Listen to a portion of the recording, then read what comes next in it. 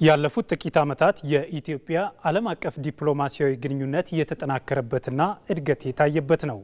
ለዚህም ኢትዮጵያ እየተከተለች ያለው የውጭ ግንኙነት ፖሊሲና ለኢኮኖሚያዊ እድገቱ የተወሰዱ እርምጃዎችና የተገኙ ለውጦች ምክንያት ናቸው።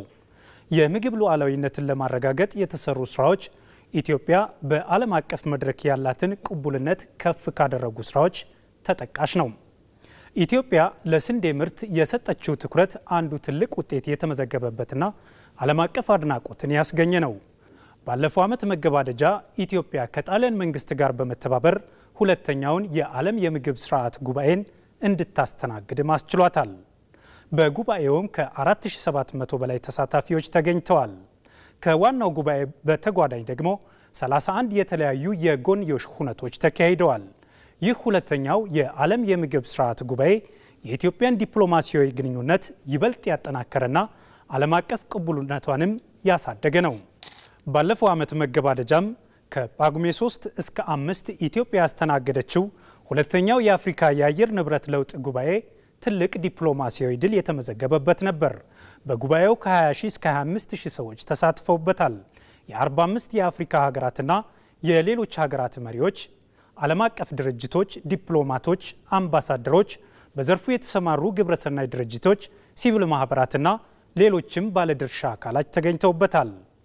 ከጉባኤው በተጓዳኝ ኢትዮጵያ የሁለትዮሽና የባለብዙ ወገን ግንኙነቷን አጠናክራባታለች።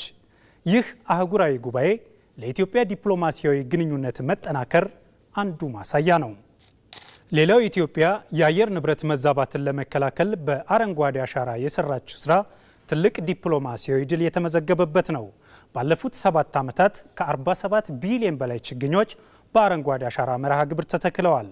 ይህም ተመናምኖ 17.2 በመቶ የነበረውን የሀገሪቱን የደን ሽፋን መጠን ወደ 23.6 በመቶ አሳድጎታል። እናም ይህ የአረንጓዴ አሻራ ተሞክሮ ከጎረቤት ሀገራት አልፎ በሌሎች ሀገራትም ተሞክሮ ሆኖ እየተሰራበት ይገኛል። ኢትዮጵያ በአካባቢ ጥበቃ እየሰራች ባለችው ጠንካራ ስርዓት ምክንያትም የዓለም ሀገራት አምነውበት የኮፕ 32 ጉባኤን እንድታስተናግድ መርጠዋታል። ይህን ጉባኤ ማስተናገዷ አሁንም ይበልጥ የዲፕሎማሲያዊ ግንኙነቷን የሚያሳድግ ይሆናል። በታላቁ ህዳሴ ግድብ ግንባታ ኢትዮጵያ ከጎረቤት ሀገራት ጋር በጋራ ለመበልጸግ ያላት አቋምም ዲፕሎማሲያዊ ድል የተገኘበት ነው። ኢትዮጵያ ቀጠናዊ የጋራ ተጠቃሚነትን ለማረጋገጥ ከህዳሴ ግድቧ ለጎረቤት ሀገራት ኃይል እያቀረበች መሆኗ ዲፕሎማሲያዊ ግንኙነትን ያጠናከረ ነው። ኢትዮጵያውያን በዓላማ ጽናትና በአንድነት የታላቁ ህዳሴ ግድብን ማጠናቀቃቸው ለኢኮኖሚያዊ እድገት ያላቸውን ቁርጠኝነት ያሳዩበት፣ የዓለም ሀገራትም ያደነቁት ነው። የታላቁ ህዳሴ ግድብ ግንባታ መጠናቀቅን አስመልክቶ የተለያዩ ሀገራት መሪዎች ለኢትዮጵያ አድናቆታቸውን ችረዋል። የኢትዮጵያን ዲፕሎማሲያዊ ግንኙነትም ይህ አጠናክሮታል። እዚህ የሚመነጨው ኤሌክትሪክ ኃይል ኢትዮጵያውያን ብቻ ተጠቃሚ የሚያደርግ አይደለም። በታችኛው የተፋሰሱ ክፍል የሚገኙ ሀገራትን ጨምሮ ሌሎችን ሀገራትን ተጠቃሚ ያደርጋል። ፓን አፍሪካዊ አንድምታ ያለው ቀጠናዊ ፕሮጀክት ነው ማለት ይቻላል። መላው አፍሪካዊ ሊኮራበት ይገባል።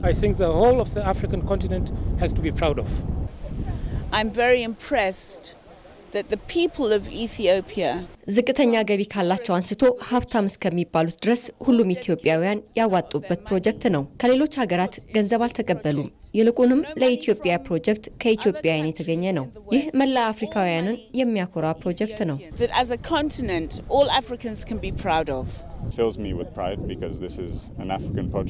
ይህ አፍሪካዊ ፕሮጀክት በመሆኑ ኩራት ይሰማኛል። ፓን አፍሪካዊነትን የምታቀነቅን ከሆነ በየትኛውም የአህጉሪቱ ክፍል የሚሰራ ልማት ያስደስትሃል። ምክንያቱም አፍሪካ እንድታድግ እንፈልጋለን። በአዲስ አበባ ከተማና በክልል ከተሞች እየተሰራ ያለው የኮሪደር ልማትም የኢትዮጵያን ገጽታ የገነባ ነው። የሀገራት መሪዎችና ዲፕሎማቶችም የኢትዮጵያን የኮሪደር ልማትና የወንዝ ዳርቻ ልማት አድንቀዋል።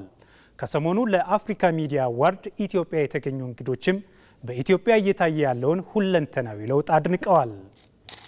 ኢትዮጵያ ባለፉት ዓመታት በውጭ ግንኙነት ፖሊሲ ላይና ለኢኮኖሚያዊ እድገት በሰራቻቸው ስራዎች በዓለም አቀፍ ደረጃ ያላት ተቀባይነትና ዲፕሎማሲያዊ ግንኙነቷ ከፍ ሊል ችሏል።